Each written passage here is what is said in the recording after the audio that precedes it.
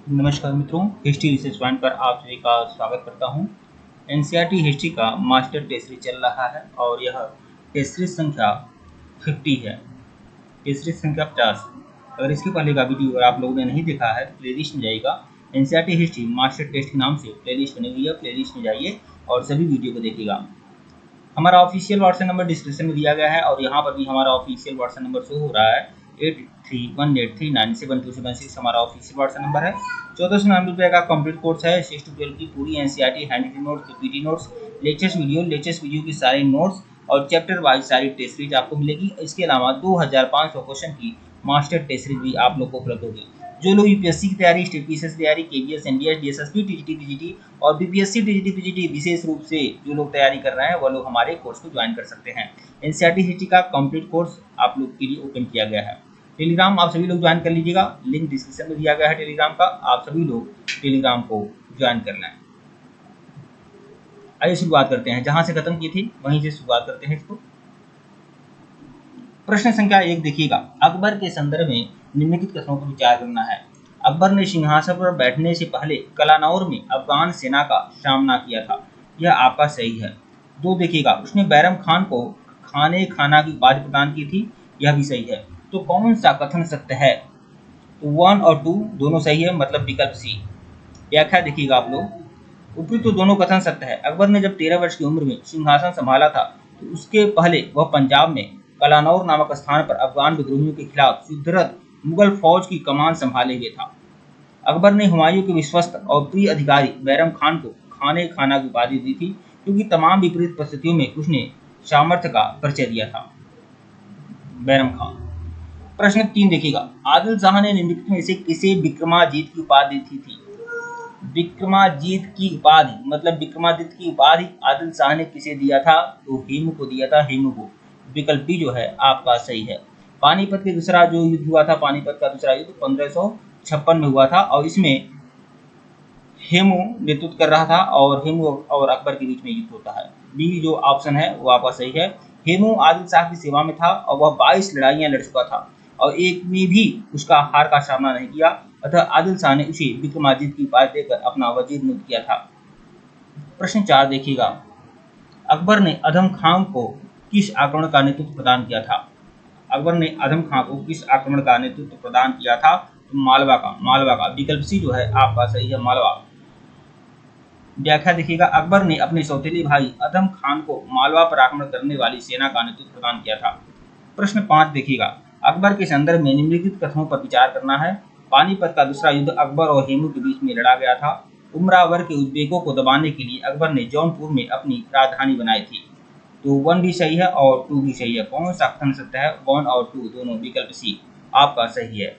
व्याख्या देखिएगा। उपयुक्त तो दोनों कथन सत्य है। 5 नवंबर 1556 को पानीपत के मैदान में हेमू के नेतृत्व में अफगान सेना और अकबर के नेतृत्व में मुगल सेना की भिड़ंत हुई, जिसमें मुगल सेना को जीत हासिल हुई थी। उमरा वर्ग में उद्वेगों का एक शक्तिशाली वर्ग था जो पूर्वी उत्तर प्रदेश, बिहार और मालवा के कई महत्वपूर्ण पदों पर आसीन था। इसकी शक्ति को जड़ से उखाड़ फेंकने के लिए अकबर ने अपनी राजधानी कहाँ बनाई थी?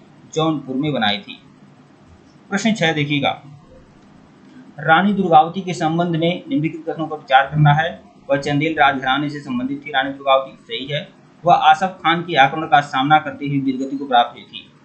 ठीक है, तो कौन सा कथन सत्य है? तो इसमें 1 भी सही है और 2 भी सही है। 1 और 2 दोनों सही है। विकल्प सी।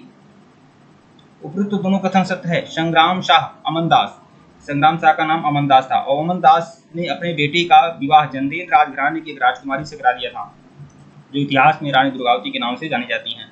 इलाहाबाद के सूबेदार आसफ खान ने रानी की दौलत और सौंदर्य की चर्चा सुन रखी थी, तभी उसने बुंदेलखंड की ओर बढ़ते हुए गढ़ी पर आक्रमण कर दिया, मतलब उनके दुर्ग पर आक्रमण कर दिया, जहां उसका सामना रानी दुर्गावती से हुआ था। प्रश्न 7 देखिएगा। अकबर की गुजरात विजय के संदर्भ में निम्नलिखित कथनों पर विचार करना है। अकबर के गुजरात विजय के संदर्भ में निम्नलिखित कथनों पर विचार करना है और बताना है कि कौन सा कथन असत्य है। अकबर ने 1572 में अहमदाबाद पर अधिकार कर लिया। सही है। खंबात में पहली बार समुद्र को देखा अकबर ने। सही है। ठीक है। इस समय पुर्तगालियों ने समुद्र पर वर्चस्व स्थापित कर लिया था। सही है। इस अभियान में टोडरमल अकबर के साथ था। सही है। ये सही नहीं है।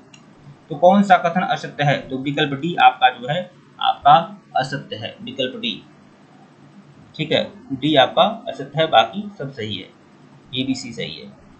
व्याख्या देख लीजिएगा। अकबर ने 1572 में अहमदाबाद पर आक्रमण करके गुजरात पर अधिकार कर लिया। उस समय मान सिंह और आमेर के राजा भगवान दास उसके साथ थे। उन्होंने माही नदी पार करके मिर्जाओं पर आक्रमण कर दिया था। ठीक है, तो अहमदाबाद पर जब 1572 में अकबर ने अटैक किया था, तो उस समय मान सिंह और आमेर का राजा भगवान दास अकबर के साथ थे। प्रश्न 8 देखिएगा, शेर शाह सूरी ने अपना अंतिम सैन्य अभियान किस किले के विरुद्ध किया था?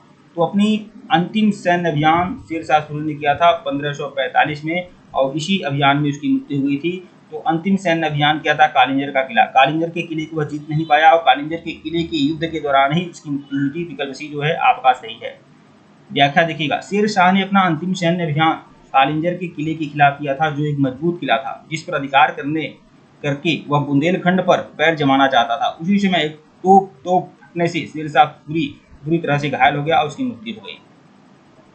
टेलीग्राम आप सभी लोग जरूर ज्वाइन कर लें, लिंक डिस्क्रिप्शन में दिया गया है टेलीग्राम का। और बीपीएससी टीजीटी पीजीटी के लिए, डीएसएसबी टीजीटी पीजीटी के लिए ये जो सीरीज है ये रामबाण है, और 2500 क्वेश्चन की मास्टर टेस्ट सीरीज चल रही है। 2500 क्वेश्चन की मास्टर टेस्ट सीरीज चल रही है, इसे आप बिल्कुल देखें। यह आपका क्लास 6 से 12 की मास्टर टेस्ट सीरीज है, और बहुत ही बढ़िया इंपॉर्टेंट रहेगा बीपीएससी के लिए, डीएसएसबी टीजीटी पीजीटी के लिए बहुत ही बढ़िया इंपॉर्टेंट रहेगा।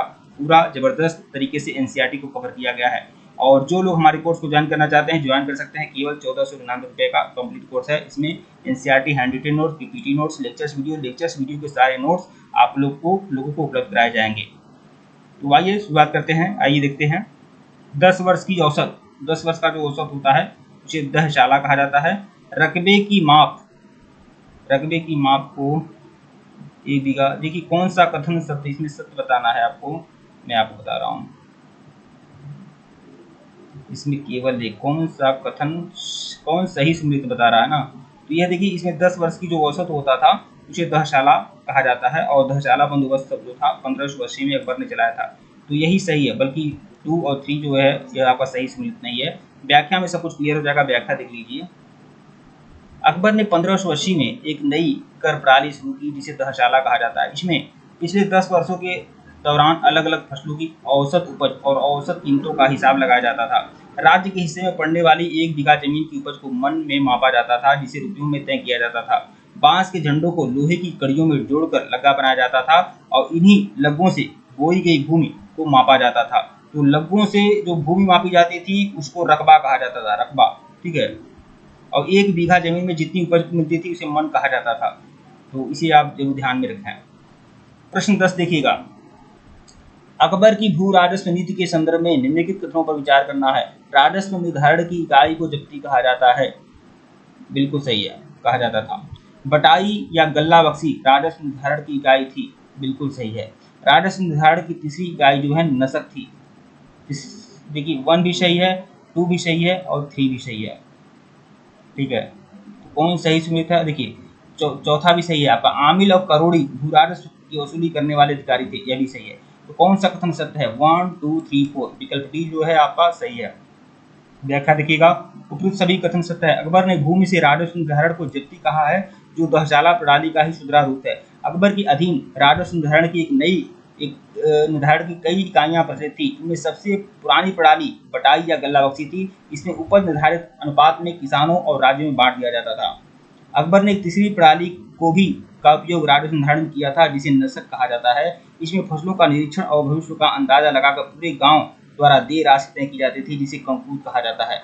करोड़ी या आमिल भू राजस्व वसूलने वाले अधिकारी थे, जिन्हें 1 करोड़ दाम तक वसूलने का अधिकार था। ठीक है मित्रों, वीडियो को लाइक और चैनल को सब्सक्राइब करेगा। टेलीग्राम को बिल्कुल ज्वाइन करेगा, लिंक डिस्क्रिप्शन में दिया गया है। अगर इसके पहले का वीडियो नहीं देखे हैं तो प्लेलिस्ट में जाइएगा। एनसीईआरटी हिस्ट्री मास्टर टेस्ट के नाम से प्लेलिस्ट बनी हुई है, प्लेलिस्ट में जाइए और सभी वीडियो को देखिए। धन्यवाद आप लोग।